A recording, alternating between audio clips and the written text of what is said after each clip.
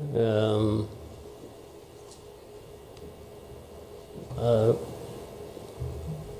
arambuye afite ibimenyetso ashingiyeho, ariko ndagira ngo mbanze nshimire mwese abari hano mwaje kwifatanya n'igihugu n'Abanyarwanda, cyane cyane mwebwe abaturuka hanze mu bindi bihugu cyangwa abihagarariye hano mu gihugu cyacu.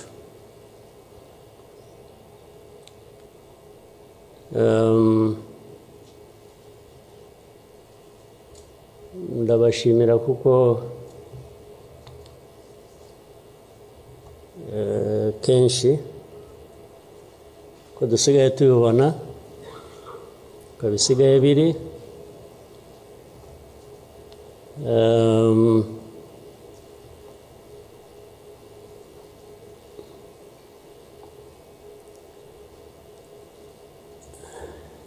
ukuri ntabwo kukigenderwaho,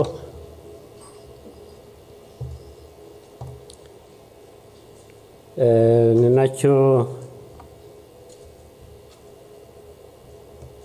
gituma, ariko reka mvugane, hari umuntu w'inshuti yanjye wigeze kumbaza ati ariko wowe nk'umuntu ubaho ute ugahuza bimwe, ndaza kubivuga mu rurimi rw'amahanga, arambaza tubaho ute ugahuza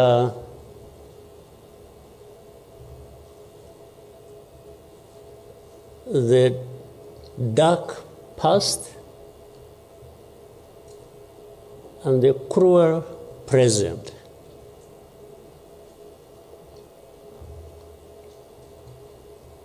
But how do you manage that?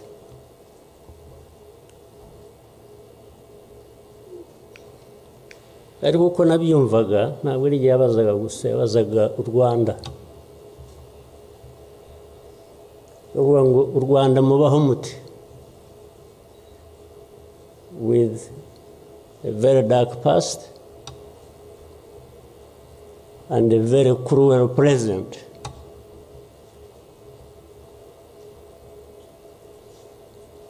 Icyo namushubije nuko from the beginning we were under an illusion that the two were siblings and we had to deal with them as such. You have to deal with the cruel present, knowing that it is very, very much related to the dark past. They are inseparable. So for us, we have a choice to make.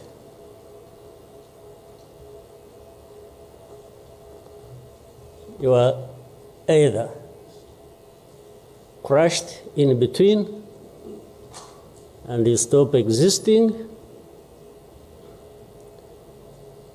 or you stand up and fight.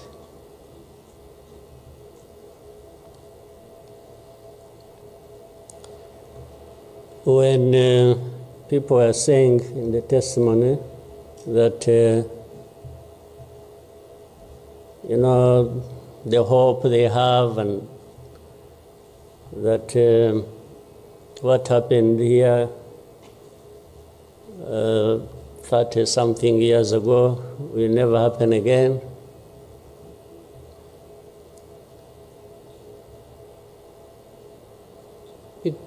It won't be because of those who are responsible for that dark past will not try again, or are not even trying now again. It will not happen again just because there will be people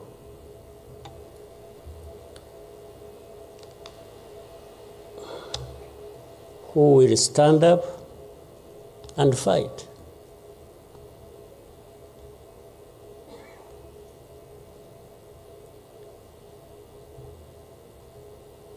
It's not because there are fewer people who wish to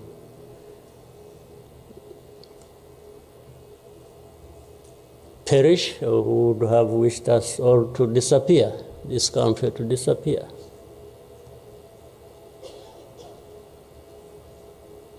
But how can people accept that? How can people not stand up and fight? Because anyway, well, there is a risk you may die when you stand up to fight. But if you don't,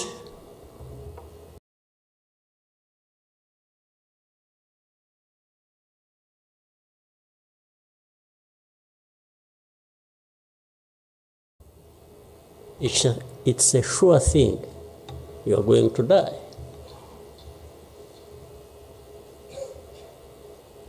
So why don't I try the farmer? Why don't I try to stand up and fight with the chance that you might survive and live on your life as you want it, instead of giving up and you let people treat you as if for you to live,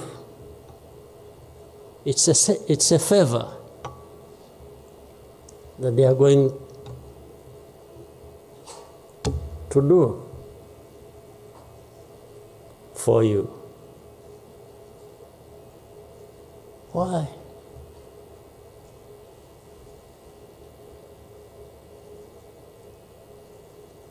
I've also had people come to me and warn me and say, President, you know you are too vocal, you say things that challenge these people who have the power in their hands, and they're going to kill you. Well, first of all, it means they are killers.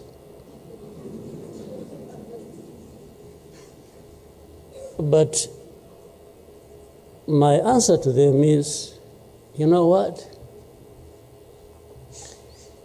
If I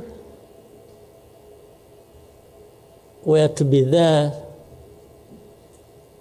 to just accept these things to happen, I don't think I would count myself as living anyway. It's like I would already be dead. To live a life of lies, of pretense,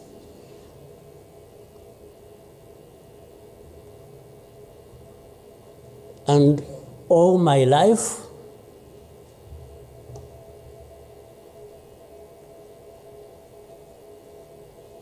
to somebody else, I would be dead anyway. So why don't I die fighting?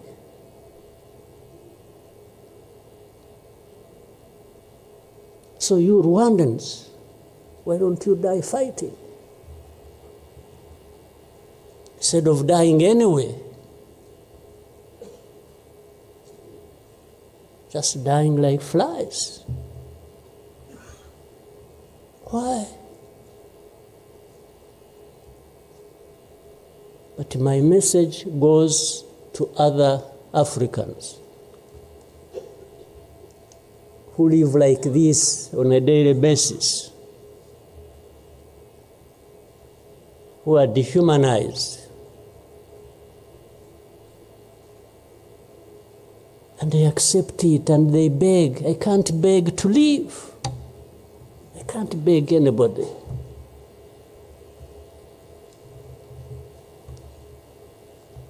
Who will fight? If I lose, I lose. But there is a chance.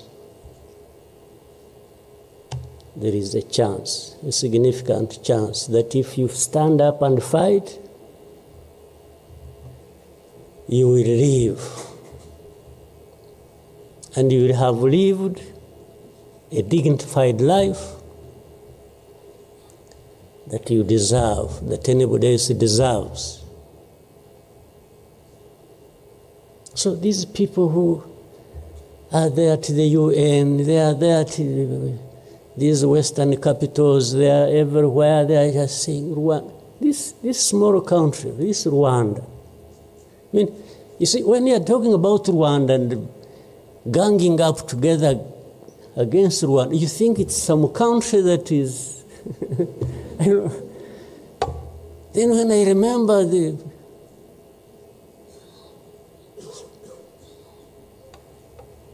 facts about it,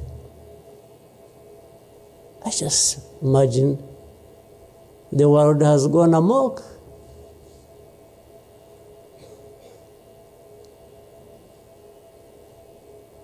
But in the midst of all that,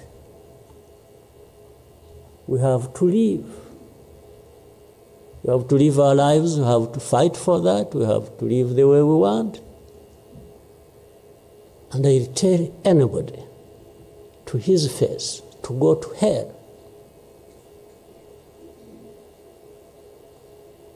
If anyone comes around and thinks they can, they come and say, hey, we're going to sanction you. To what? Go to hell. Just go to hell.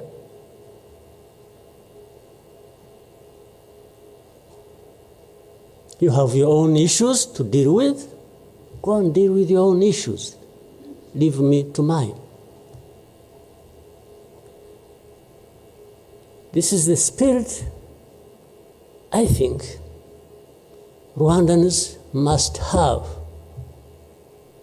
in their daily lives. So my worry is not about how powerful these people are that come down upon us and throw anything at us. I'm never worried about that. I worry about one thing,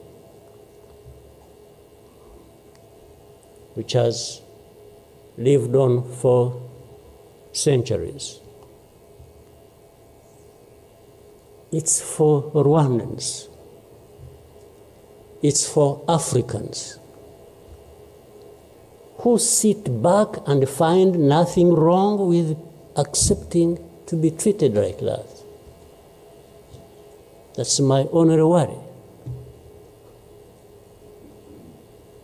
When can Rwandans, when can Africans refuse to be mistreated like this?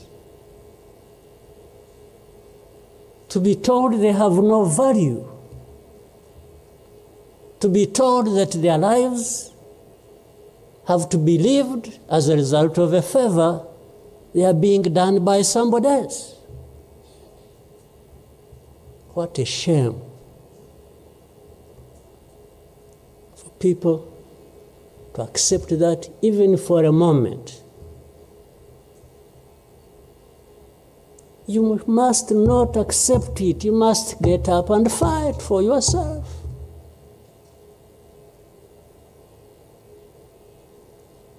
And then you have fools leading countries and being used as puppets.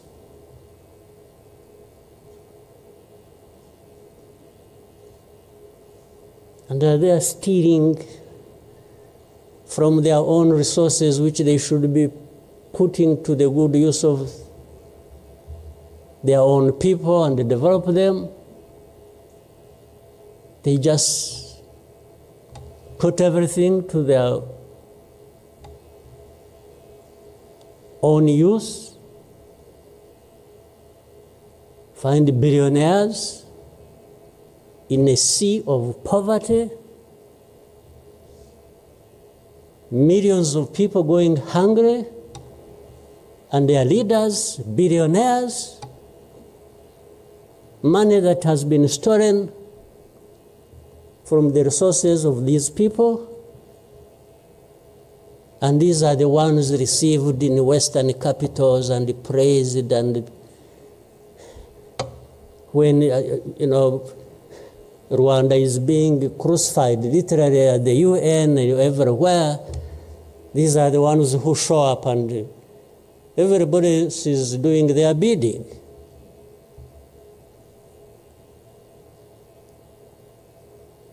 They don't talk. These ones don't even say a thing. There is somebody to say it for them.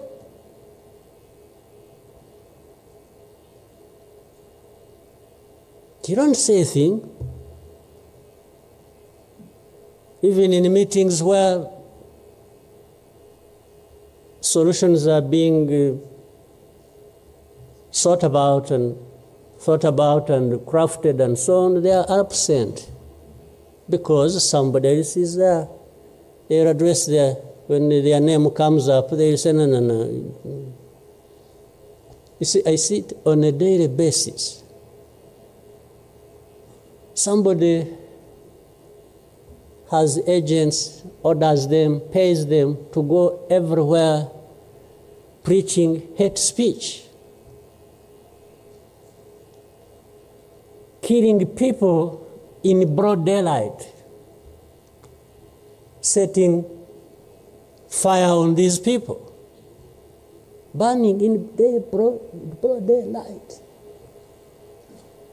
And when it comes up for discussion, they say, no, it's not this one. No. You see some other people, we look for them. But the person keeps coming up. He says, no, I will take the war to Kigali, I will remove the government, these Tutsis, we are tired of them, like we were tired of them 31 years ago. Here. And it's okay. These wonderful people, these powerful people who tell us what to do and what not to do, they are okay with that. They are fine with that.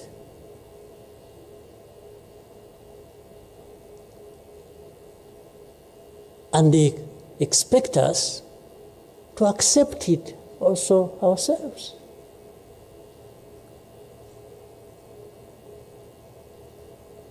In broad daylight.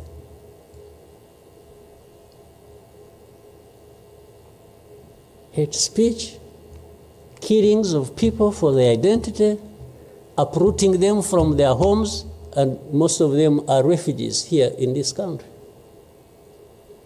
We have 125,000 people as refugees who have been living in camps, uprooted from their homes in Eastern Congo. And then these powerful, good people come here and pick 1, 2, 3, another day 5, if there are many, to go and settle them in those beautiful countries of theirs. And they leave the majority here.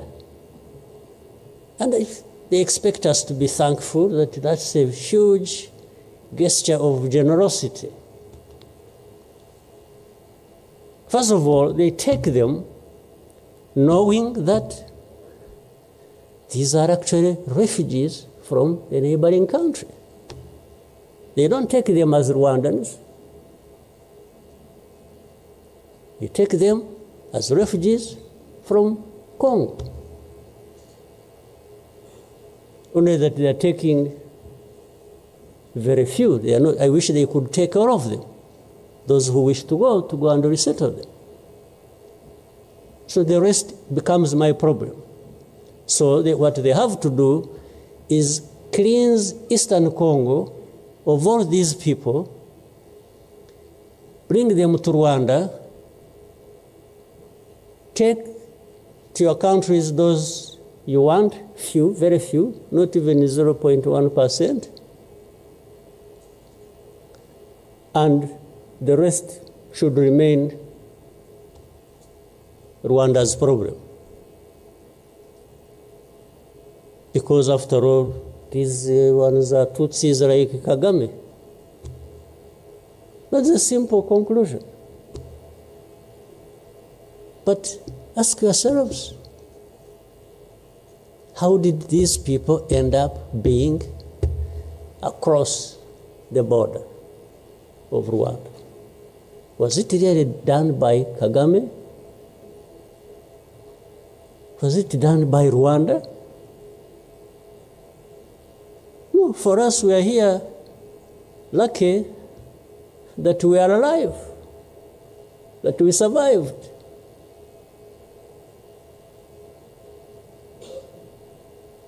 So,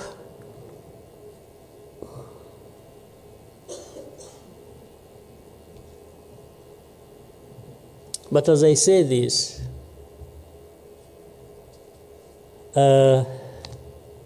even for my sanity and the country's sanity, we have sometimes to just try to do things differently. Meaning, if you want to be helpful, if you want us to be partners, we are happy to play our part, and you can be sure you will find a reliable partner in us. Irrespective of what we think about you.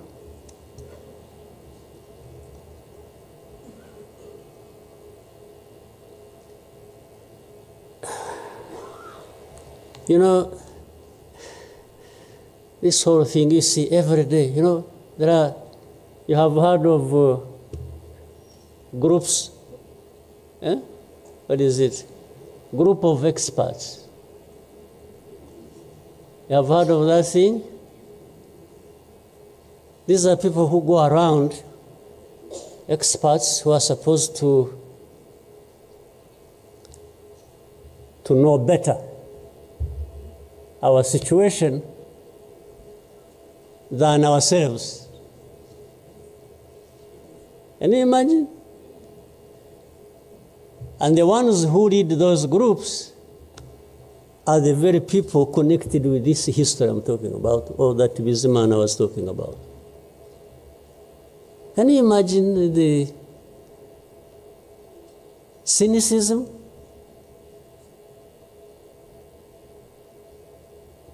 And this expert comes to me and asks me, you know, but this... So the whole thing about genocide, this ideology that has killed millions of people, has been turned into a problem of minerals. You know, it's okay. Let's imagine it's a problem of minerals now. Was it a problem of minerals in 1994? Which minerals were we fighting for here? Just imagine. Which minerals?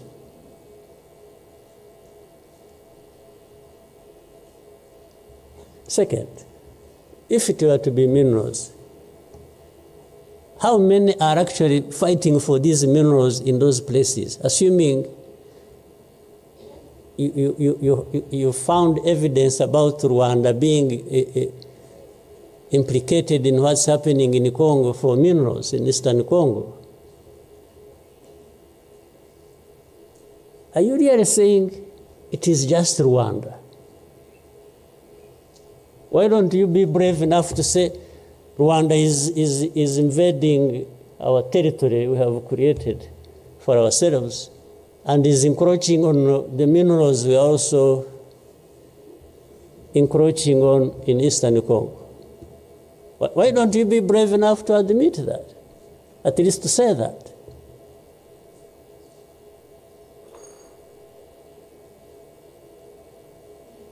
Minerals? If what is the allegations, if these allegations were true, you know what? Rwanda would be as rich as you are, those who make the accusations. We would not be needing your money at all. Which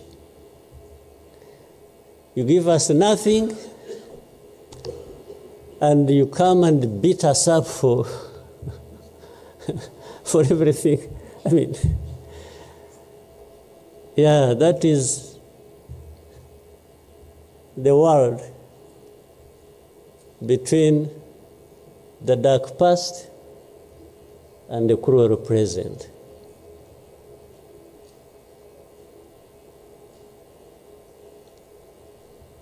But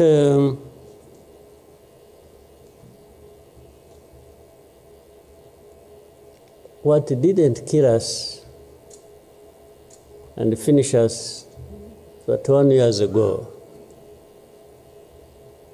has hardened us, has prepared us for the bad things that will always come anytime these people want and wish. Honestly, I want to assure you, we will not die not fighting like last time. And fighting does not involve invading anybody's territory, does not involve going after something that is not ours. Fighting, I mean, is if you find us here and want to treat us the way you want that we have seen in the past, I just want to assure you, you will not succeed. You will not succeed. I think I beg all these Rwandans, we should be itching for a fight with anybody who wants to come here and turn things upside down. And I think there are many who are ready to join for that. But for our friends, our partners, please, don't misunderstand us, don't mistreat us. We have had enough of it. Take it somewhere else. Take it somewhere else. You know, this Bizimana who was telling you this whole history, by the Bizimana, if you could compile that and distribute it to our friends and all of us. I actually want a copy of what you... But I think you should give our friends and others, they need to... Much as in the cruel present, facts don't matter, evidence doesn't matter, the truth doesn't matter. What matters is what pleases you on any day, and doesn't matter what facts about others. But and I was saying this because this man made another presentation another time that involved the same people he was talking about. And the next day, from embassies, people came to him, threatening him. Yeah. You know, they even, they're so foolishly brave to just, you know, they went to him. And I think another message went through Foreign Affairs. It's like this man who is saying this, and he was not saying it is not true, but he was saying no for daring to say it, even if it is the truth. Yes, they threatened him, and they even started threatening he will not get a visa to travel to some places, face to face, like that. Somebody from the embassy threatening our minister. Of course, I can't blame them that, given this history we have had, that from the embassy they even think they are above the minister. Yeah. He just come and say, you dare say this. He wasn't saying, this is contrary to the truth or evidence we have. Why did you present lies? No. He was just saying, whether lies or truth, you shouldn't have said it. That is the cruel present we live in, but we must confront it. And we will. We shall. No question about it. I've also told people that anyway, for us, we are in a sort of not bad position, because the worst has already happened to us. I don't think anything worse will happen, ever. So those who are scared, fearful of anything, I just want to console you in some way, if you may, that actually the worst has already passed. When we lost the people during that time, the young man was giving a testimony about. Do you think anything like that would ever happen again? I don't think so. So why would we be scared of anything? The worst. The hurricane came and we took cover and things, and it has passed. And we rebuilt. We rebuilt our strength of all kinds. I don't think there is any other hurricane that will come and sweep across the country, destroying everything. I don't think so. So, and this day always reminds us of some of the things that I ignored and facts that remember the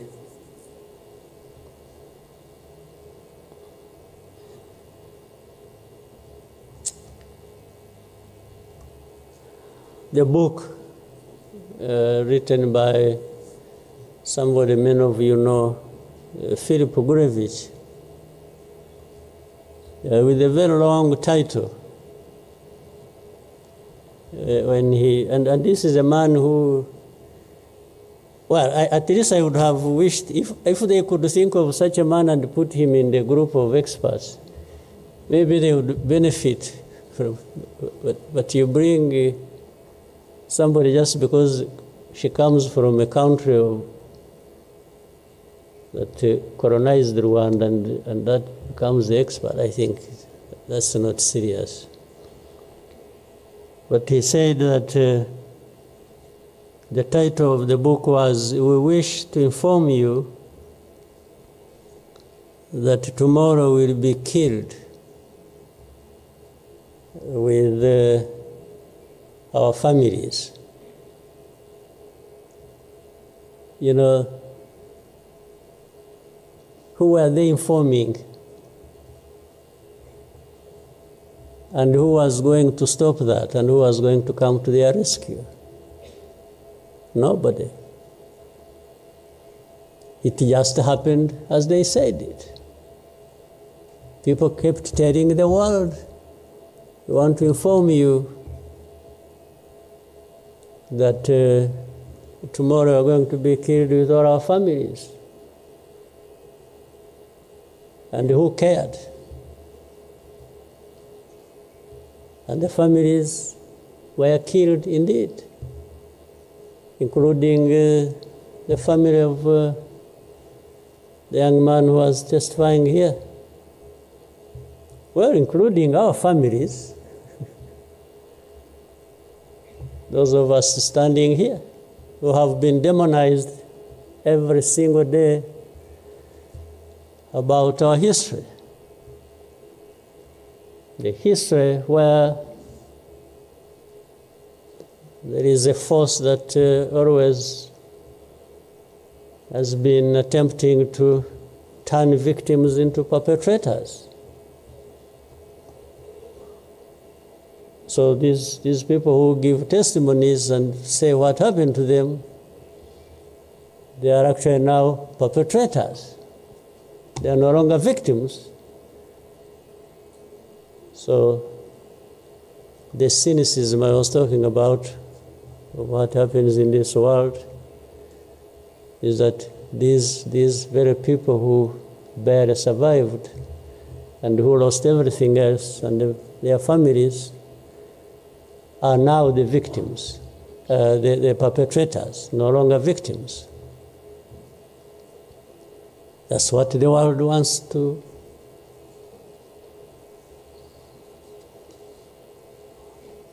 create about us.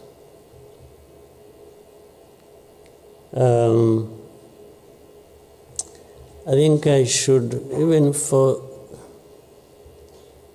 again, the sake of our sanity, maybe we'll always, during the war times, to keep my own balance, there used to be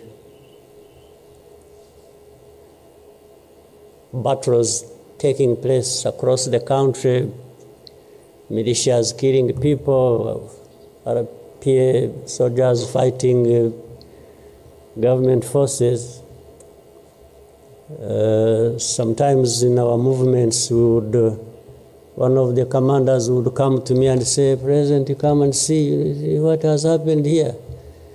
I went there once and saw a mass grave that they had just dug with caterpillars, and I think they had put in over 2,000 people.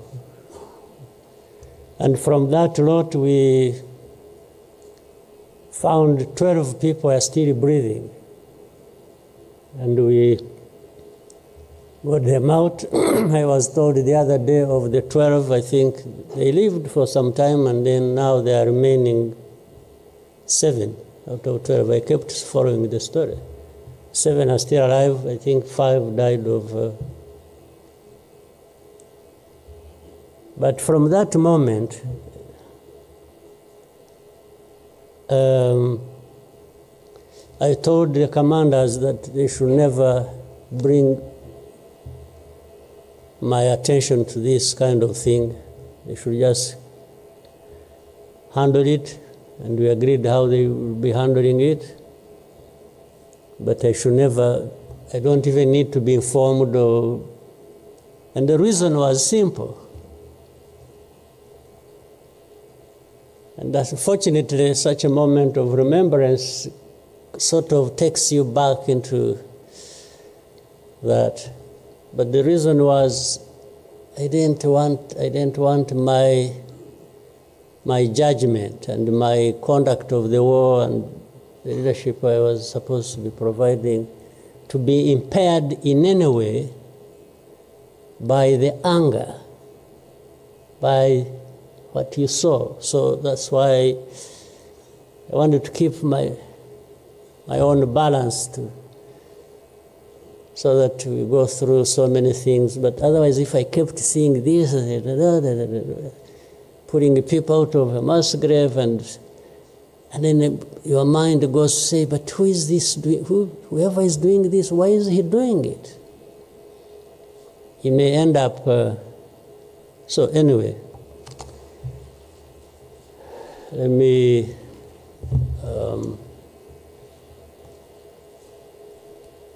end here. There will always be another day, another year to commemorate our lost people. But for Rwandans, I beg you,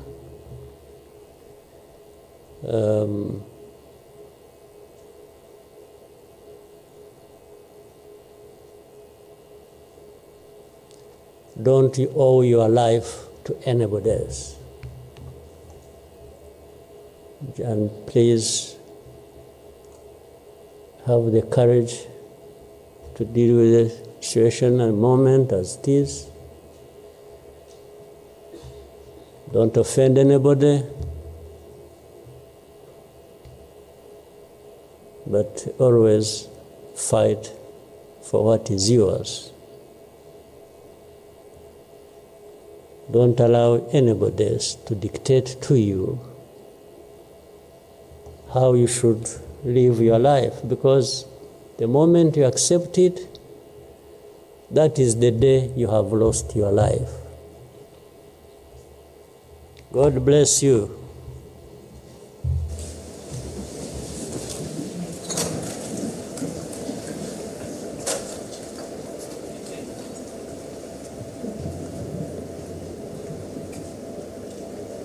Murakoze nyakubahwa Perezida wa Repubulika kubwo ubutumwa mutugejejeho. Abanyarwanda tuzabaho kandi tuzabaho uko twifuza. Nyakubahwa Perezida wa Repubulika na Madamu, banyacyubahiro, Banyarwanda namwe inshuti z'u Rwanda, nongeye kubashimira ko mwabanye natwe muri uyu muhango wo gutangiza icyumweru cy'icyunamo n'iminsi 100 y'ibikorwa byo kwibuka. Ndagira ngo mbibutse ko kandi kuri uyu mugoroba hari ibikorwa byo kwibuka. Urugendo rwo kwibuka Walk to Remember rurahera ku karere ka Gasabo rusoreza kuri BK Arena ahaza kubera umugoroba wo kwibuka. Gahunda yari duteranirije hano igeze ku musozo. Munyemerere duhaguruke duherekeze umukuru w'igihugu.